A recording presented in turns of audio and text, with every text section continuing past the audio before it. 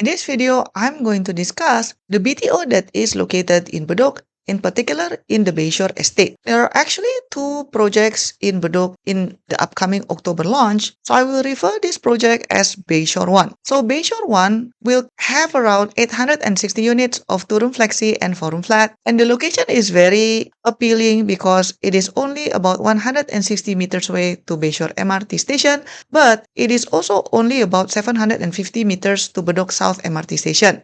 I know it's a little bit further away to go to Bedok South station. However, that one is part of the downtown line, which means that if you are working in the CBD area, it will give you an easier commute to go to work. In terms of the on-site facilities, this project will have a mini mart, two shops, and a preschool. If you want more amenities, later on you can just walk across the street because the other Bayshore project would have more complete on-site facilities, including eating house, or you can also walk down the block because there will be an integrated development with more shopping and amenities options. In terms of the classification, a lot of analysts assume that this project will be classified as a plus project simply because the previous BTO that was launched in Bayshore area was also marked as plus projects, which are Bayshore Vista and Bayshore Palms. Regarding estimated price, let's look at Bayshore Vista price because that project is directly next to this land plot and was just launched a couple of years ago. So for Bayshore Vista at that time, two-room flexi starts from $216,000, three-room starts from $369,000, and four-room flat starts at $514,000. Back then, Bayshore Vista and Bayshore Palms were slapped with 7% subsidy recovery percentage, but I think this upcoming Bayshore BTO would get a much higher subsidy recovery percentage. I'm guessing maybe about 9% or so. Now let's discuss about the location. So this is the map that HDB gave, and if we check Google Map, this is the corresponding site over here, which is quite near to the previous Bayshore Vista that was launched a couple of years ago, and Bayshore Palms is over here. As you can see, the land plot is really close to Bayshore MRT station, which is about 160 meters away, and then you can also alternatively walk to Bedok South MRT station, which is about 750 meters away. And as you can see, East Coast Park is just across the street. Because the area is still undergoing transformation, I think the best way to discuss about Bayshore is also considering what the future will bring. So this is the URA master plan. Basically, the land plot of this Bayshore BTO is located over here. And then regarding amenities, the other Bayshore project actually have more on-site facilities, but other than that, just down the road, there will be planned commercial residential mixed development, which in my understanding will be like some sort of like a mall, but then on top of it, there will be like a condo. That's my interpretation of it. Now, regarding school options, as you can see, the option is kind of limited. You have Temasek Secondary School here, and then you also have Temasek Primary School over here, and then there's a Bedok Green Primary over here.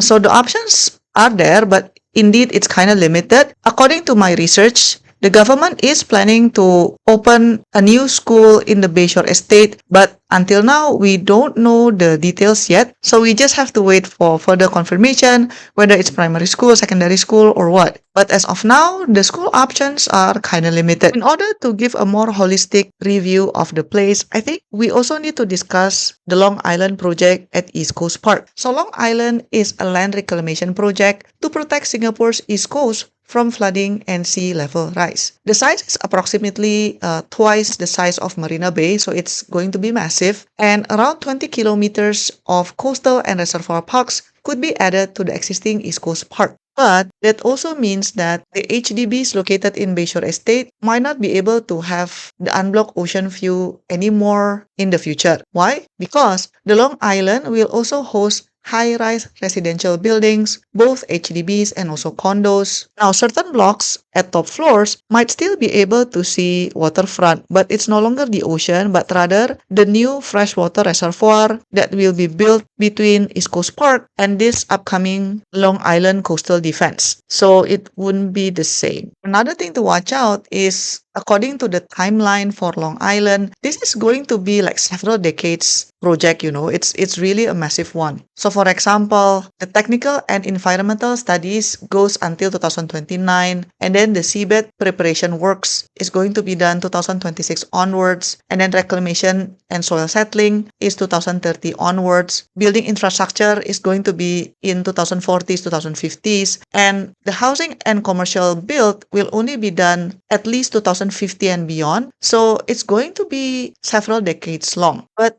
I guess what I'm trying to say is that if you are interested in Bayshore BTO, I think this is still a good option because it provides an easy commute to different parts of Singapore, but don't apply to this town because you are expecting ocean view, because you might not be able to get one. Now let's talk about the pros and cons of this project. So what I like about this project is that it is giving you an easy access to 2 MRT stations at once, which is kind of rare. And then because it is also located in Bedok, which is a mature town, you have quite a lot of amenities in the surrounding area. And with the Bayshore transformation program, there will be even more amenities that is coming to this area. If we talk about resale potential, because this location gives you an easy commute to the CBD area, I think it should be easy to sell the flat later on or even to rent out rooms. Because remember, this project is going to be restricted from whole rental flat. You can only rent out rooms. And then in terms of the on-site facilities, it's kind of limited. So only with mini-mart, several shops, and then a preschool. But then as mentioned, if you want more amenities, you can just walk across the street. And then if you like active lifestyle, this project is also near the East Coast Park. But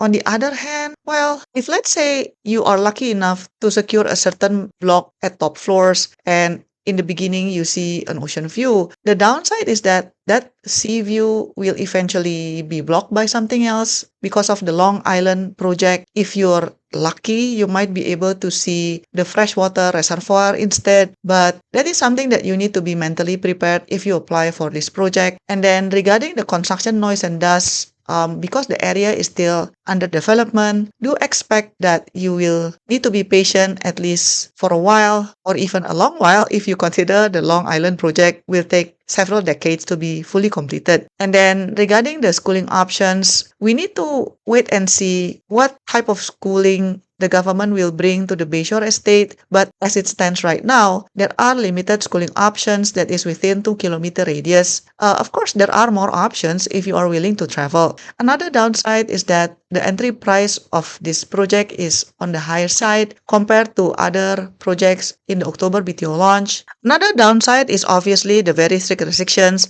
such as the 10-year MOP, cannot rent out the whole flat after MOP, the subsidy recovery clawback, etc. But then that's just the reality of getting a BTO in a mature town that is near an MRT station. It is what it is. So in summary, what do I think about Bayshore project? Well, this is one of those projects where at first I was very excited about the potentials, but then as I did more and more research, there are more points that made me hesitate. I would say this, apply to Bedok town if you just want to stay near an MRT station, but don't expect ocean view from this BTO. If you just focus on that, I think it will make it less painful. If you eventually see another high-rise building blocking the view between your unit versus the ocean, just don't expect the ocean view. Then I think you'll be happier with this project. Another thing is that you must be patient with the very long constructions in nearby area. Overall, I think this is a decent option if you just want a BTO location in a mature town with easy MRT access. But personally, considering everything, I would say in this October BTO lineup, if I want a mature town, I would go for the other BTO project, which is near the Caldecott MRT station. I think that one is a more predictable option. I would put it that way. It's more predictable in terms of the ability to hold value in the long run. And if I am on a budget, I would prefer to just apply to Yishun. That is my honest opinion. But what do you think? Let me know in the comment section down below whether you think Bayshore BTO is still very appealing. I want to know what's your thought. Thank you so much for watching, and I'll see you in my next video. Bye bye. To support my work, you can give a one-time tip by pressing the thanks button, pick the amount that you want, and click buy and send. Or you can also press the join button for exclusive contents and monthly membership. Your support means a lot to keep us independent. Thanks for watching, and I'll see you in my next video. Bye bye.